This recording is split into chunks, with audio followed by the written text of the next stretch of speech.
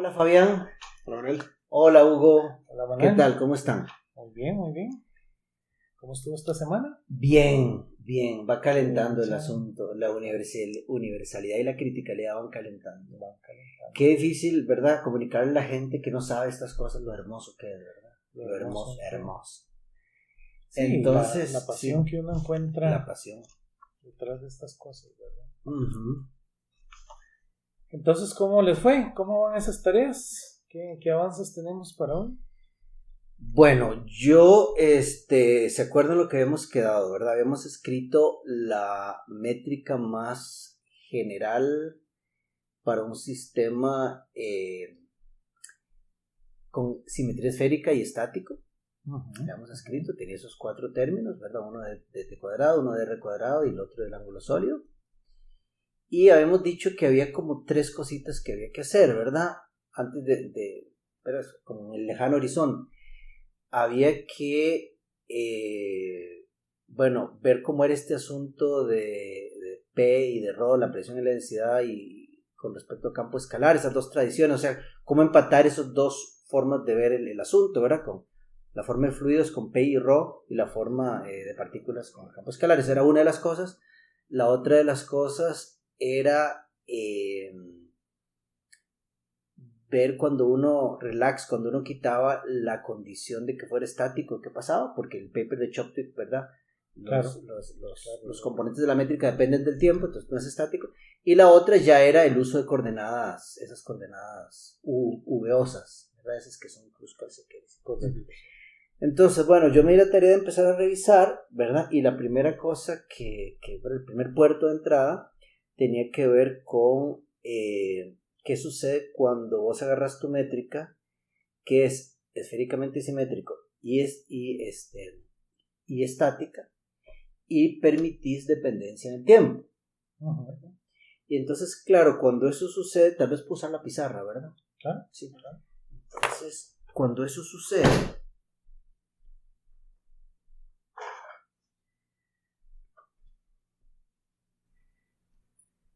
entonces voy a escribir aquí todo, ¿verdad? Voy a escribir primero esta métrica de acá que habíamos puesto. ¿Se acuerdan cómo lo habíamos puesto? Voy a fijarme exactamente cómo lo habíamos puesto esto. Los distintos tipos de métrica, ¿verdad? Entonces, la métrica, vamos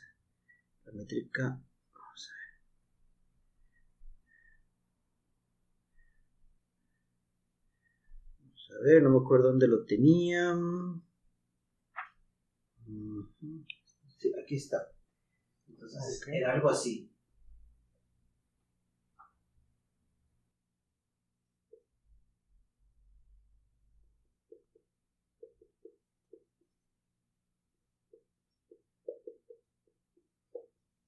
Okay.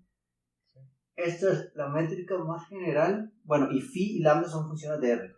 Esa es la métrica más general para un sistema esféricamente simétrico y estático.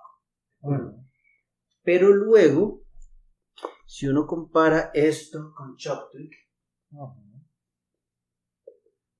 que queda es esto que está aquí, en donde estas funciones dependen del tiempo. Pues claro, vamos a tener un colapso, vamos a tener esa dinámica, ¿verdad?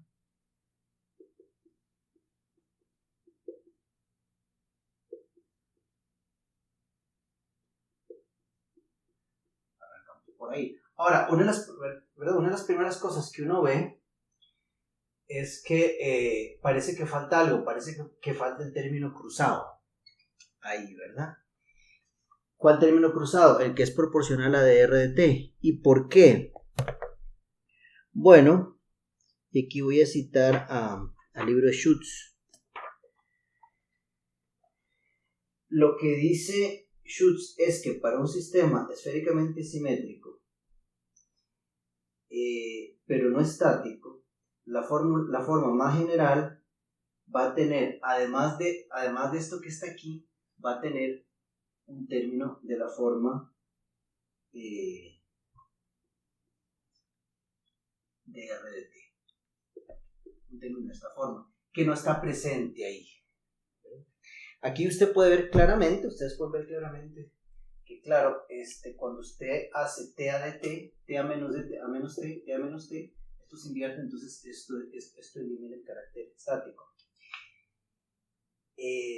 Porque entonces cuando vas para atrás en el tiempo es distinto que si vas para adelante, ¿verdad? Entonces, ¿qué es lo que está pasando? ¿Por qué motivo no está ese término cruzado ahí? Bueno, la respuesta corta es que redefiniendo las coordenadas r y t, usted puede absorber este término y que quede de esta manera, ¿verdad? Entonces, r y t, que son estas coordenadas, no son físicas, sino que son coordenadas matemáticas, solo todavía más alejadas de la realidad, por decirlo así, cuando uno hace esto. ¿Cómo se hace esto? Bueno, estuvimos investigando, ¿verdad? Y digamos, un buen lugar para verlo es el libro de Inverno, ¿verdad? La sección 14.4. Y entonces les voy a explicar qué es lo que hacen así, a grandes rasgos. Entonces voy a borrar eso.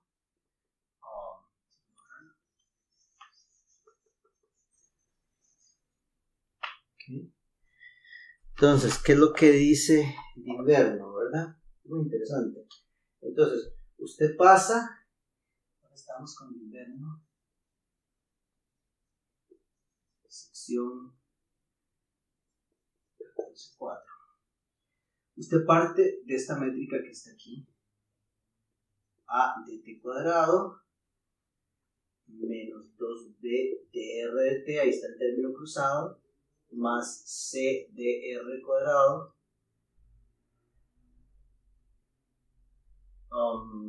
menos, entonces estamos usando la otra signature, ¿verdad?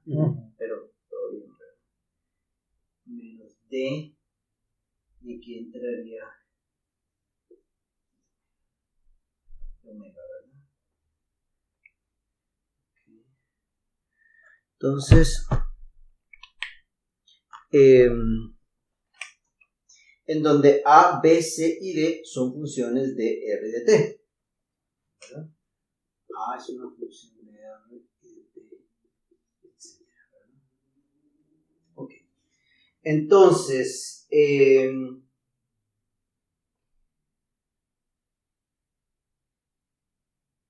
es muy interesante porque, bueno, primero hacen la definición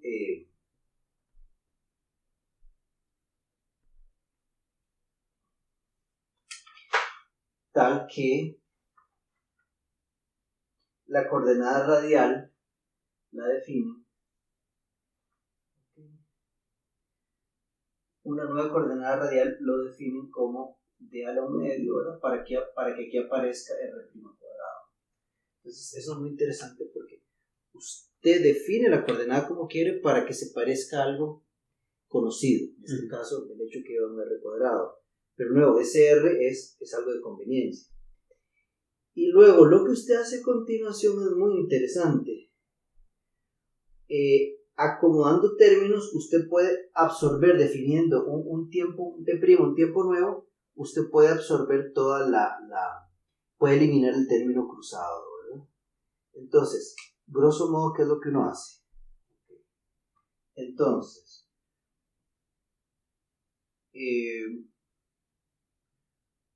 uno toma una función de este tipo, ¿verdad? Y no voy a entrar en detalle, nada más voy a decirles cuál es la idea general. ¿Sí? De acuerdo, estos primas ya son porque uno introdujo otra coordenada de r, pero básicamente uno lo que hace es esto. ¿Sí? De nuevo, el prima es porque ya ahora no es r, sino es r'. Y dicen verlo que en la teoría de ecuaciones diferenciales ordinarias, uno siempre puede multiplicar esta cantidad por un factor integrante para convertir esto en un diferencial exacto. Okay.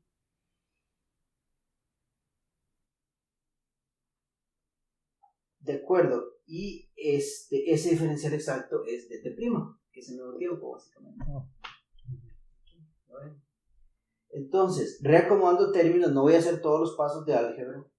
Reacomodando términos, uno puede llegar finalmente a algo en donde solo aparecen los términos cuadrados y no el término cruzado, ¿verdad? Que él llama E a la nu de cuadrado menos E a la lambda de R cuadrado,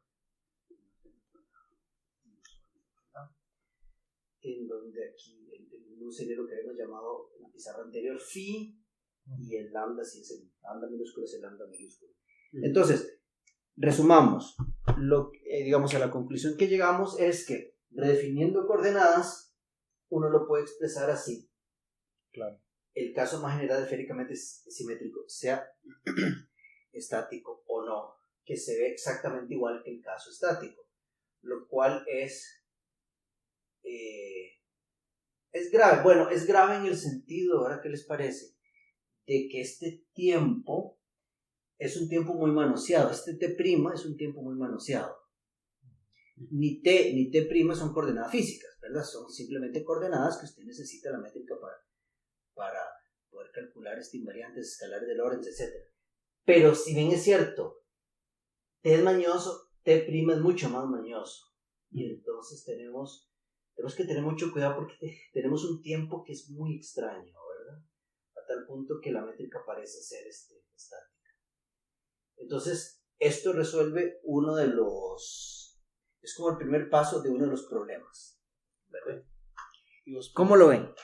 Bien, ¿y vos pensarías que tal vez es más beneficioso para nosotros hacer este mismo cálculo con el término cruzado o sin el término al rato, ¿verdad? Sí, eso es un buen punto. Porque inclusive cuando uno hace el caso general en las otras coordenadas, en Kruskal, ¿verdad? Hay un término cruzado también. En Kruskal hay un término cruzado en du de v, ahí. Y entonces... Yo siento que deberíamos explorar, Choptuk se lo vuela, ¿verdad? Nosotros deberíamos explorar ambos casos, deberíamos explorar el caso con el término cruzado y sin el término cruzado. ¿Y en principio eso debería afectar la criticalidad? No debería. Sí. Esa es la pregunta, ¿verdad? De los 100 pesos, ¿verdad? Nosotros a la luz de esto, ¿verdad? De ahí no sabemos si ahí hay algo que se esconde, ¿verdad? Uh-huh. Si eso puede que haga parecer o que... ¿Puedes explicar un poco más esa idea? Sí, a mí... Yo siento que cuando ellos hacen esto numérico y olvidan o redefinen el tiempo, puede ser que ahí en esa redefinición esté apareciendo algún factor que le hace falta al análisis numérico. Uh-huh. Entonces, claro, las funciones le parecen críticos, como si se fueran por otra rama de la ecuación diferencial, ¿verdad? Al hacer este cambio, puede ser que estemos perdiendo una rama de la ecuación diferencial.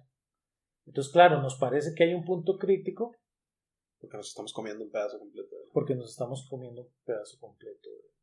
De la ecuación. De no lo sabemos, ¿verdad? Por eso vale la pena que exploremos un poquito. No, ¿verdad? No me atrevería a decir todavía, pero podría ser un artefacto, ¿verdad? Correcto. Porque incluso vean ustedes que en la ecuación 2 de Choptuk definen una variable temporal, una tercera, ¿verdad? Que es el tiempo propio de un observador central. Que era el que estaba, como por así decirlo, dentro observando el... Ajá, pero vean qué definición más interesante, ¿verdad? Vean la definición de ese tiempo.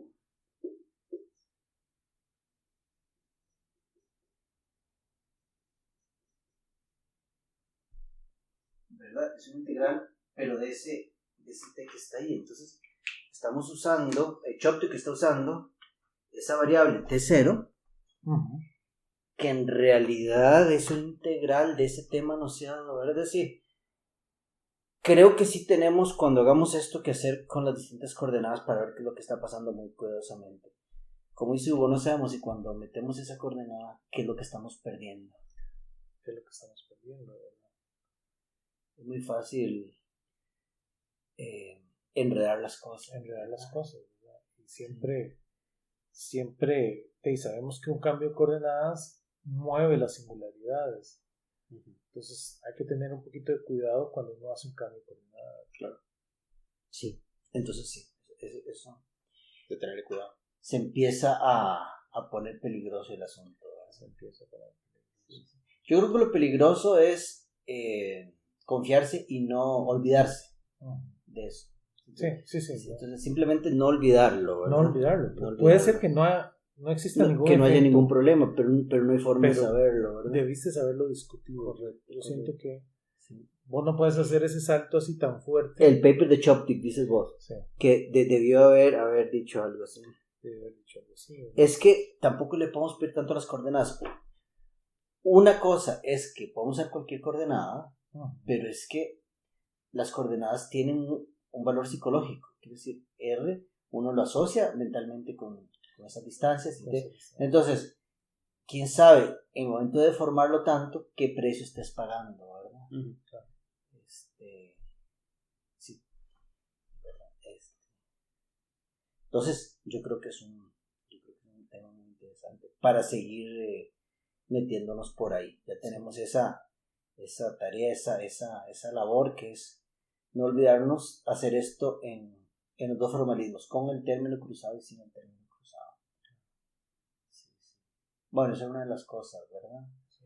La otra cosa que yo estaba viendo también es que creo que ese sí es un problema, sentarse largo tiempo, ¿verdad? Que claro, existen dos tradiciones, ¿verdad? Está la tradición de dinámica de fluidos, P y Rho, y luego está la tradición de campos escalares, sí. Pero claro, P y Rho también son campos escalares. Por supuesto. Bueno, son escalares del grupo de rotación. No necesariamente son escalares de otros grupos. Pero hay dos tradiciones, la de dinámica de fluidos y la de partículas elementales. Dinámica de fluidos, obviamente, P y Rho van a satisfacer las ecuaciones de la dinámica de fluidos, y phi va, pues, el campo escalar va a satisfacer las ecuaciones de la teoría de partículas en cuestión. Pero el punto es que estas dos tradiciones han ido creciendo por aparte, a tal punto que si vos le hablas a una persona de física de partículas, vieja escuela, me ha pasado, no sé ustedes, usted le habla de P y de Rho, le dice que eso no es física, ¿verdad? Claro. Y se enoja, y que Manuel está haciendo un enredo y no sé qué.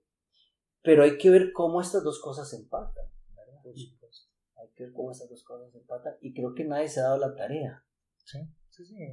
Creo es algo que se ve poco. Es algo que se ve poco, ¿verdad? Hay un artículo de Yakif, tal vez podemos... Sí, es muy interesante. Yo no lo he leído a fondo, pero lo que hace él es tratar de estudiar la dinámica de fluidos desde el punto de vista de las herramientas de la física de partículas. Entonces, es un artículo interesante. Entonces, hay que ir empatando todas estas cosas, poco a poco. Sí, ¿verdad? Tiene sentido. Sí. ¿Qué nos cuentan? Sí. ¿Se acuerdan que yo había quedado con la tarea de ver lo del teorema de Nopelo, verdad? Que Gunlack afirmaba que si usted hace una comparación entre Kerr-Neumann y este colapso crítico, ¿verdad? Uno podría decir lo que en Kerr-Neumann es el teorema de Nopelo. En el caso crítico es la universalidad. Entonces, claro, me di la tarea de ver más profundo ese argumento. Recordemos que el argumento de Nopelo es que usted puede escribir cualquier agujero negro con solo 3 variables. Lo que pasa, ¿verdad? Lo que a veces la gente no tiene claro, y los matemáticos critican de los físicos, que ya lo habíamos mencionado una vez, es que este teorema no es un teorema. No es un teorema, es una conjetura, ¿verdad? Esa es la palabra que usaría un matemático. Es un ojalá sea así. Ojalá sea así. Que el nombre técnico es conjetura, ¿verdad? Sí. Pero, ¿verdad? Recordar que la idea de conjetura es que nadie ha probado lo contrario. Correcto. Es conjetura porque nadie ha logrado probar que no sea así. Y porque hay una intuición de que fuerte de que podría ser correcto. El único que ha logrado algo es el mismo Hawking, ¿verdad? Donde él llegó a ver solo uno de los parámetros y solo en ciertos casos, ¿verdad? Entonces era para agujeros negros que no estaban cargados, ¿verdad? Entonces te quitas la carga encima. Claro. Y entonces él logró más o menos probar el teorema de Nopelo, pero después él mismo evolucionó a las ideas de pelos suavecitos, ¿verdad? Vean que en teorema de no pelo la idea es que es una frase, ¿verdad?, que no tiene nada que ver con los pelos, ¿verdad? Pero la idea es que la información se pierde al hecho tal que su agujero negro se describe solo con 3 variables. Claro. Entonces, por más complicado que sea su cosa, si usted cae dentro del agujero negro, solo puede afectar una de estas 3 variables. Entonces, esa es la idea del que el agujero negro no tiene pelo, ¿verdad? Aún Hawking habló de pelos suavecitos, ¿verdad? Que es que para ciertas cosas muy pequeñitas se podría ver alguna información extra, ¿verdad? Pero entonces, cuando Gunlang hace esta asociación con la criticalidad, ¿verdad?, lo único que está diciendo es que esto se nos parece al teorema de no pelo, en el sentido de que hay un valor que determina el colapso, que es un valor que es universal, ¿verdad? Sin importar cómo es el colapso, todos los colapsos están descritos por ese valor universal. No sé, para mí el concepto de invariante topológico, que eso es lo que es al final de cuentas, ¿verdad? Es mucho más general que el de criticalidad y universalidad. Es decir, no porque uno tenga un invariante topológico significa que vas a tener algo profundo, algo complejo, profundo en el sentido de universalidad. Entonces hay que tener mucho cuidado con eso. Me parece que es una forma de que una persona principiante puede perderse rápidamente en esas ideas, ¿verdad? Es decir, digámoslo claramente, la existencia de invariantes topológicos es algo muy general y muy sencillo comparado con los misterios de la universalidad. Entonces, sí, universalidad podría apuntar a una especie de invariante topológico, en algún espacio ahí raro, pero el inverso no es necesariamente cierto. Entonces hay que andar con cuidado también ahí, ¿verdad? Son cosas que cuando las dices suenan muy bonitos, suenan muy así como... Sí, pero ya después vos lo ves y qué dice, ¿verdad? Vos lo ves, sí. Siendo verdad de que no puedes llegar a una verdadera relación porque ni siquiera está bien definido el teorema de no pelo, ¿verdad? Correcto. Es una conjetura. ¿Cuál es el ejemplo que estamos dando el otro día sobre invariante topológico? No recuerdo en este momento. No, estamos mencionando el otro día invariantes topológicos,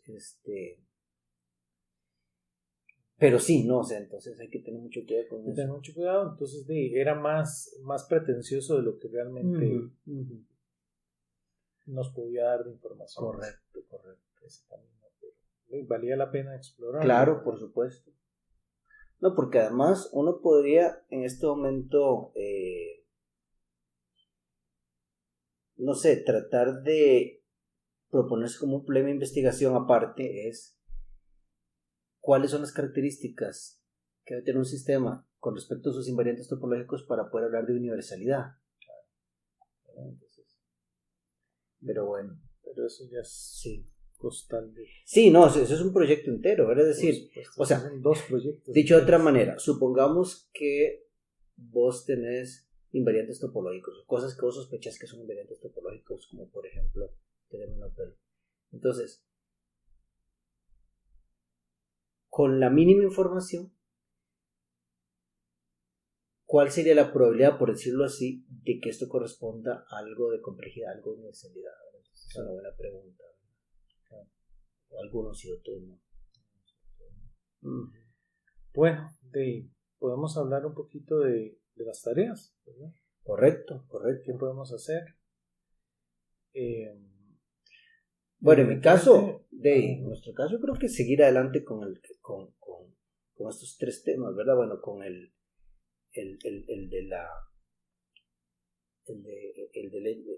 del hecho que la métrica no es estática, la relación entre el P, Rho y Phi.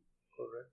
Y ya más adelante, o sea, seguir esa ruta, generalizarlo para otras cosas. Yo creo que esa es... Yo voy a darme la tarea también, tal vez para la otra semana, de buscar si alguien ha hecho algo numérico para ese término cruzado. Eso sería muy interesante. ¿verdad? Sí, o si todos se quedaron o se discute, digamos, ver en las porque se acuerdan que la literatura sí es muy diversa en la parte numérica, ¿verdad?